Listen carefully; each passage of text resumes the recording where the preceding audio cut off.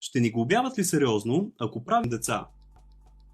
Супер абонати, само тарикати. САЩ глоби Славия с 170 милиона долара, защото събирала данни от деца. В следствие на тази глоба от септември, аз изчаках една седмица, за да могат да съберат 42 530 долара.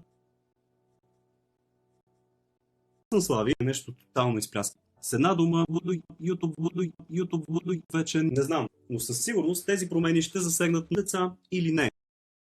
Според законите на САЩ, дете е всяко лице под 13 години. Тези май нещо тотално изпляскаха.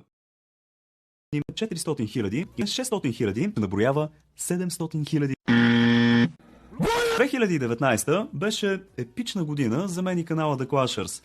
Още в 2019 ударихме по мусала и се превърнахме в